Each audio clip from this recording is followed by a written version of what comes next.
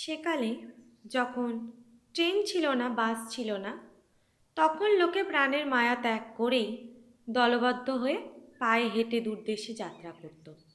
পথে চোর ডাকাতের হাতে নির্যাতনও ভোগ করতে হতো অনেককে। কেউ কেউ প্রাণ হারাতো। তাই লোকে যতটা সম্ভব সাবধানতা অবলম্বন করেই পথ চলত। এইরকম একটি দল চলেছে তীর্থযাত্রায়। উদ্দেশ্য কাশীতে বিশ্বনাথ দর্শন করে মথুরা হয়ে বৃন্দাবন যাবে। এই দলটিতে গোলক নামে একটি তরুণ ছিল। তার বাড়ি ছিল বর্ধমান জেলার মেমারি গ্রামে। সে অবশ্য অতদূর যাবে না। তার গন্তব্যস্থল গয়া। গয়ায় গিয়ে গদাধরের পাদপদ্মে পিতৃপুরুষের উদ্দেশ্যে পিণ্ডদান করে ফিরে আসবে সে। এই দলের সঙ্গে যেতে যেতে গোলক হঠাৎ অসুস্থ হয়ে পড়ল। সঙ্গের লোকেরা ওকে অসুস্থ অবস্থাতেই ফেলে রেখে চলে গেল।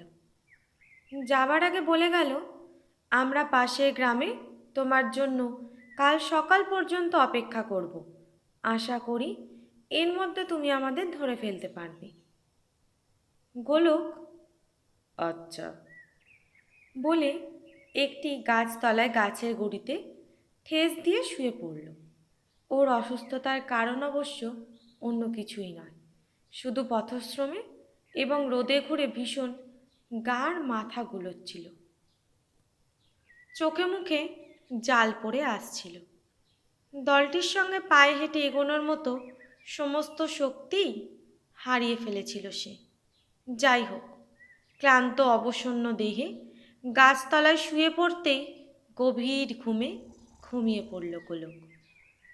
ঘুম যখন ভাঙল তখন শরীরও অসুস্থ এবং সন্ধেও উত্তীর্ণ হয়েছে। গোলক চোখ মেলে দেখল চারিদিকে শুধু বন জঙ্গল আর ঘন অন্ধকার। এই অন্ধকারে তো সারাটা রাত গাছতলায় পড়ে থাকা যায় না, তাই একটু নিরাপদ আশ্রয়ের সন্ধানে এগোলো সে। খানিক যাওয়ার পর একটা জায়গায় একটু আলো দেখতে পেয়ে আশান্বিত হল। আলো লক্ষ্য করে এগিয়ে গিয়ে সে দেখল এক বর্ধিষ্ণু চাষি পরিবারের বাড়ি সেটা। বাড়ির সামনে মাটির দাওয়ায় বসে এক বৃদ্ধ তামাক সেবন করছিলেন। গোলক বিনীতভাবে তাকে বলল, মহাশয়ের কাছে আমার একটি নিবেদন আছে, রাখতে পারি কি? বৃদ্ধ ভদ্রলোক হুঁকো থেকে মুখ তুলে বললেন, কে আপনি? আমি একজন পথিক, দলছুট হয়ে একা পড়ে গেছি। আপনি আমাকে এক রাতের জন্য আপনার বাড়িতে একটু আশ্রয়ের ব্যবস্থা করে দিতে পারেন? বৃদ্ধ দাওয়া থেকে নেমে এসে গোলকের মুখের দিকে তাকিয়ে বললেন, নিশ্চয়ই পারি, কিন্তু মহাশয় পরিচয়? গোলক বলল, দেখুন, আপনি আমার বাবার বয়সী লোক। এখন থেকে আমাকে আপনি আজ্ঞে করবেন না। আমার পরিচয় আপনাকে দিচ্ছি। আমার নাম গোলক বিহারী ভট্টাচার্য, বাড়ি মেমারি। যাচ্ছি গয়াধামে আমার বাবা এবং অন্যান্যদের পিণ্ডদান করতে। আজকের রাতটুকু শুধু আপনার বাড়িতে থাকতে চাই। বৃদ্ধ খুবই খুশি হলেন গোলকের কথায়। বললেন, নিশ্চয়ই থাকবে ভায়া। অমন একটি সৎ কার্যে যাচ্ছ যখন আমার বাড়িতে আশ্রয় আর খাবারের অভাব তোমার কিছুই হবে না। আজ রাত্রে এখানে থেকে কাল ভোর ভোর রওনা দিও। গয়া এখান থেকে খুব বেশি দূর নয়। গয়া যাবার সোজা পথটা কাল ভোরে আমি দেখিয়ে দেব। এটা সীমান্তে গ্রাম, বিহার বাংলা বর্ডার। এই বলে বৃদ্ধ গোলককে পরম সমাদরে ভেতর বাড়িতে নিয়ে গেলেন। বেশ অবস্থাপন্ন চাষি পরিবার। ঘর গেরস্তালি জমজম করছে। মেয়েরা রান্নাঘরে রান্না করছে, ছেলেরা দাওয়ায় বসে সুর করে পদ্য করছে। বৃদ্ধ গোলককে নিজের শোবার ঘরে নিয়ে গিয়ে বসালেন। তারপর শুরু করলেন নানা রকমের গালগপ্প। এদেশে নীলকর সাহেবরা কীরকম অত্যাচার করেছে, ইংরেজদের এদেশে থেকে কেন তাড়ানো হবে, এই সব আলোচনা করতে লাগলেন। এরই ফাঁকে একসময় বললেন, আমি অনেক দিন ধরে ঠিক তোমার মতোই একজনের প্রতীক্ষা করছিলাম, যে গয়ায় পিণ্ডি দিতে যাবে। গয়ায় যাওয়া কি চারটি গানি কথা, কত জঙ্গল, নদী নালা পার হয়ে আসতে হবে, পাহাড় পর্বত ডিঙোতে হবে। তা ভায়া, আমার একটা উপকার করবে তুমি? বলুন কি উপকার? যদি আমার সাধ্যের মধ্যে হয় তাহলে নিশ্চয়ই করব। তোমার সাধ্যের মধ্যেই হবে। তুমি তো গয়ায় যাচ্ছ, তা বলছিলাম কি, আমি তোমায় কয়েকটা নাম দেব, সেই নামে তুমি একটি করে পিণ্ডি দিয়ে আসবে। এটা যদি তুমি করতে পারো তাহলে তোমার কাছে আমি সত্যি কৃতজ্ঞ থাকব। গোলক বলল, এ আর এমন কি কথা, নিশ্চয় দেব। আমি যে শুধু আমার বংশের লোকেদের জন্যই পিণ্ডদান করতে যাচ্ছি তা তো নয়, আমার চেনা জানা বহু লোকের নাম গোত্র লিখে নিয়ে যাচ্ছি। এক এক করে সবাইকার পিণ্ড দেব।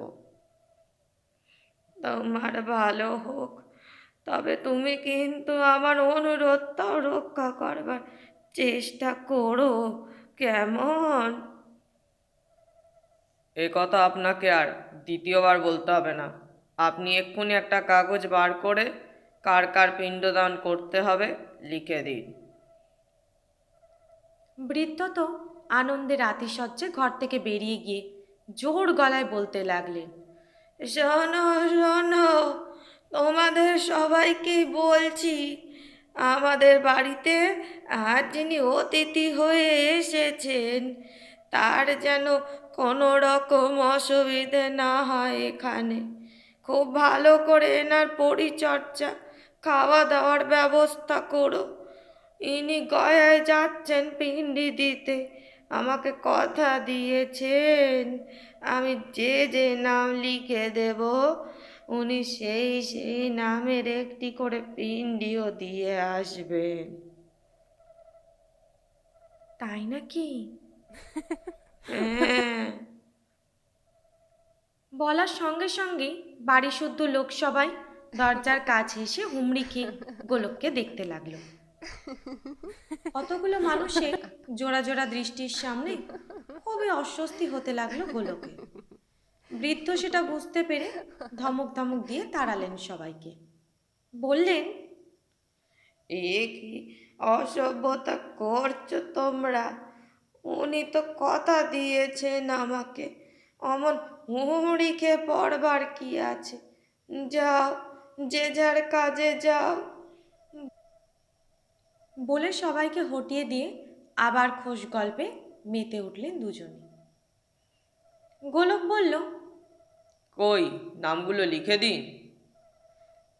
দেব ভায়া, দেব বলি তো কতদিন ধরে হাপিত্তেশ করে বসে আছি।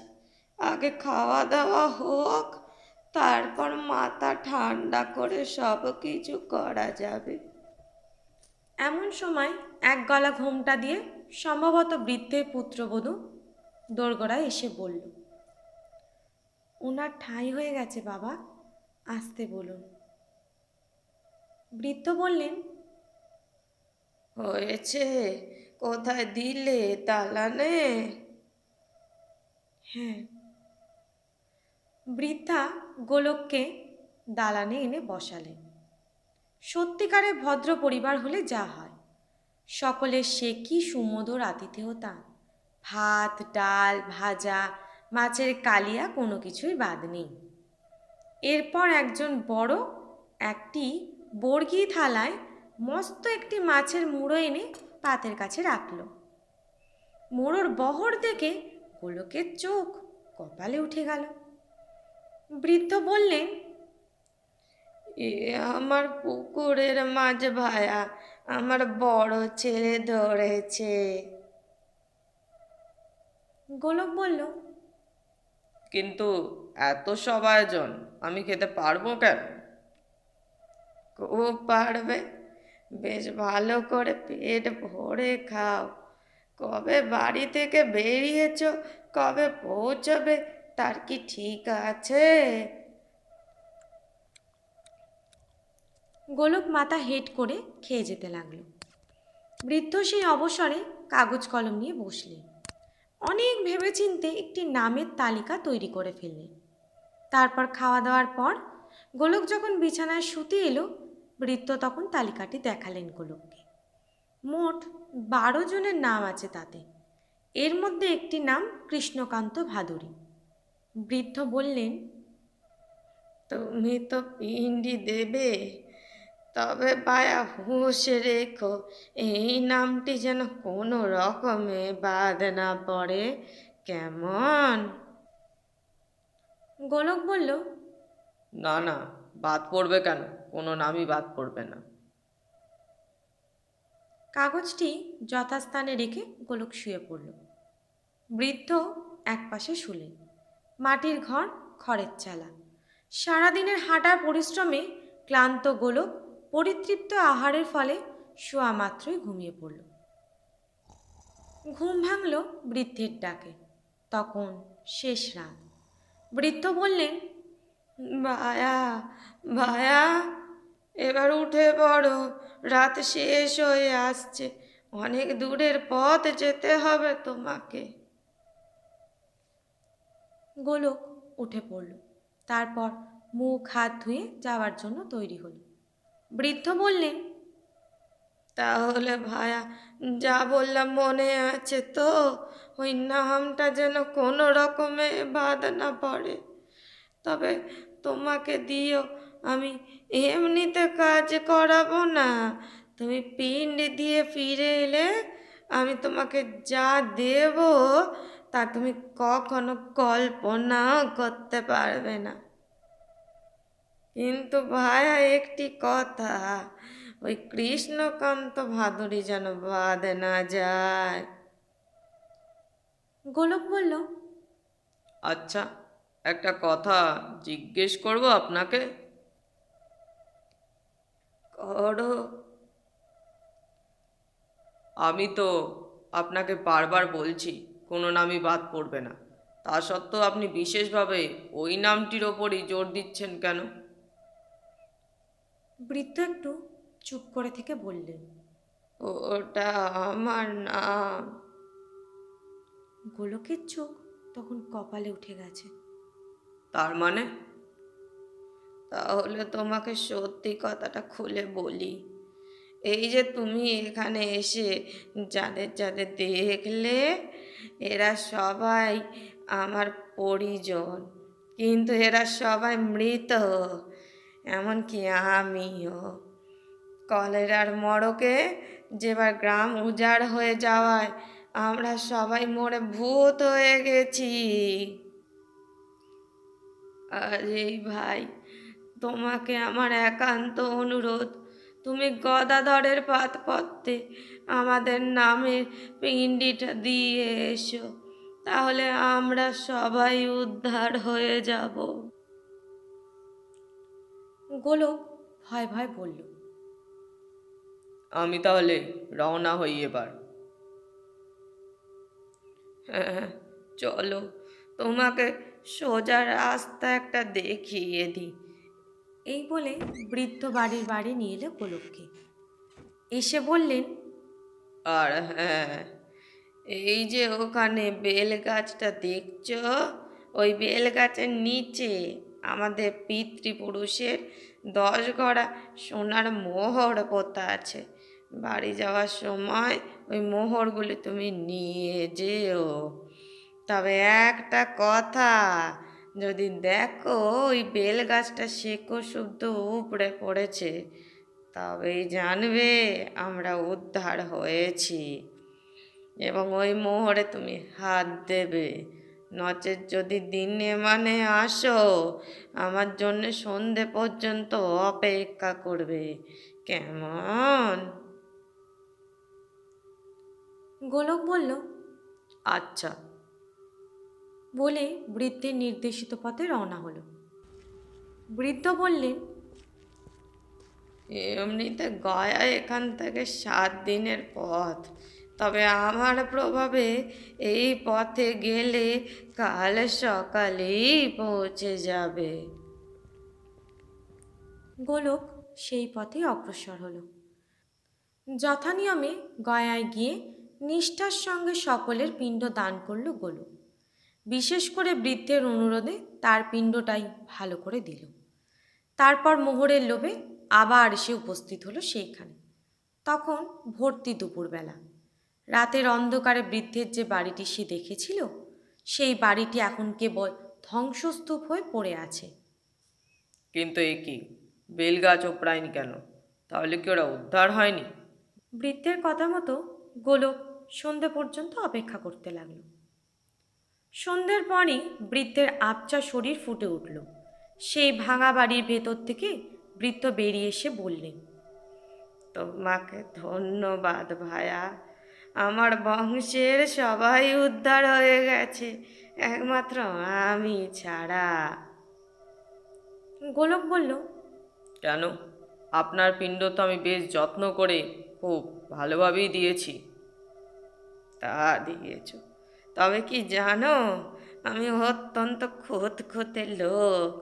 আমার পিণ্ডটার ওপর একটা চুল পড়েছিল, তাই আমি সেটা খেতে পারিনি। তোমাকে আমার জন্য আর একবার কষ্ট করে যেতে হবে ভায়া, লক্ষ্মী ভাইটি আমার। গোলক বলল, বেশ, যাব। বৃদ্ধ বললেন, তাহলে আর দেরি না করে তুমি এক্ষুনি চলে যাও, সোজা পথটা তোমাকে এক্ষুনি বাতলে দিচ্ছি। বৃদ্ধের নির্দেশিত পথ ধরে সেই রাত্রেই আবার গয়ায় ফিরে এলো গোলক, এবং রাতটা ধর্মশালায় কাটিয়ে পরদিন সকালে আবার বেশ ভালো করে পিণ্ড দিল বৃদ্ধের নামে। তারপর আবার ফিরে এলো সেই গ্রামে। কিন্তু এ কি, বেলগাছ তো ওপড়ায়নি, যেমনকার তেমনই আছে। গোলকের মনটা খুব খারাপ হয়ে গেল। তবু সে সন্ধে পর্যন্ত অপেক্ষা করলো বৃদ্ধের বাড়িতে। সন্ধে উত্তীর্ণ হতেই বৃদ্ধের আবির্ভাব হলো। একটু যেন কুণ্ঠার সঙ্গে বৃদ্ধ বললেন, ভায়া, আমি আর উদ্ধার হলুম না। কেন? আমার কি আবার ত্রুটি হলো? না, এবারে হলো কি, অন্যান্য কিছু ভূত যারা আমার বন্ধু বান্ধবের মতো এবং স্থানান্তরে ছিল, তারা কিভাবে যেন খবর পেয়ে আমার কাছে এসে হাজির। তারা কিছুতেই আমাকে ছাড়লো না। সবাই এসে পায়ে ধরতে লাগলো, বলল আমি উদ্ধার হয়ে গেলে ওরা একেবারে অসহায় হয়ে পড়বে। তাই ওদের মুখ চেয়ে তুমি যখন পিণ্ডি দিচ্ছিলে, আমি তখন মুখে বট পাতা চাপা দিয়ে বসেছিলাম। বাহ, তাহলে? তাহলে আর কি হবে, আমি যেমনকার তেমনই রইলাম। তবে হ্যাঁ, তোমার সঙ্গে বেইমানি আমি করব না। ওই বেল গাছের গোড়ায় 10 গড়া মোহর পোতা আছে, ও সবই তুমি নিয়ে যেও। তাহা নেব, কিন্তু 10 গড়া মোহর আমি বইব কি করে? সে ভাবনা আমার। বলেই বৃদ্ধ 3 বার হাতে তালি দিলেন। তালি দেওয়ার সঙ্গে সঙ্গে বিচ্ছিরি চেহারার কিছু ভূত এসে হাজির হলো সেখানে। বৃদ্ধ বললেন, ওই বেল গাছের নিচে 10 গড়া মোহর আছে, বার করো। ভূতেরা তাই করলো। ওগুলো নিয়ে তোমাদের বর্ধমান জেলার মেমারিতে যেতে হবে, ওনার বাড়ি পৌঁছে দিতে হবে। এই আগে হ্যাঁ, তাহলে উনি আমার কাঁধে চাপুন না কেন, একেবারে ওনার বাড়ির উঠোনেই নামিয়ে দিয়ে আসবো ওনাকে। বৃদ্ধ বললেন, তাই দাও, তবে একটা কথা, উনি কিন্তু আমার অতিথি, আমার বিশেষ উপকার করেছেন। ওনার যেন কোনো রকম অসুবিধে না হয় এবং ভয় না পান। ভূতেরা বলল, সে আমরা জানি, অবিষয় কিছু বলে দিতে হবে না আপনাকে, ওনাকে আমরা রাজার মর্যাদায় নিয়ে যাব। আর একটা কথা, ওনাকে বাড়ির উঠোনে না নামিয়ে বরং ঘরের কাছে দরজার বাইরে অন্ধকারে কোথাও নামিয়ে দিও। খুব সাবধানে কাজ করবে, কেউ যেন দেখে না ফেলে, কারণ ওই রকম অবস্থায় ওনাকে দেখে ফেললে ওনার বাড়ির লোকেরাই হয়তো ভূত বলে মনে করবে। বৃদ্ধের কথা মতো ভূতেদের সাহায্যে গোলক 10 কড়া মোহর নিয়ে ঘরে ফিরল। সে এবং তার বাড়ির লোকেরা খুব চাপা বলে মোহরের কথা কেউ জানতে পারল না। অল্প দিনের মধ্যেই গোলক মস্ত বড়লোক হয়ে উঠল। সমাপ্ত। আমাদের আজকের গল্পটির নাম রাতের অতিথি, ষষ্ঠীপদ চট্টোপাধ্যায়ের লেখা। আশা করি গল্পটি তোমাদের ভালো লেগেছে। আর এই ধরনের নতুন নতুন ভূতের গল্প শুনতে হলে চ্যানেলটাকে অবশ্যই সাবস্ক্রাইব করো। আজ চলি তাহলে, টাটা।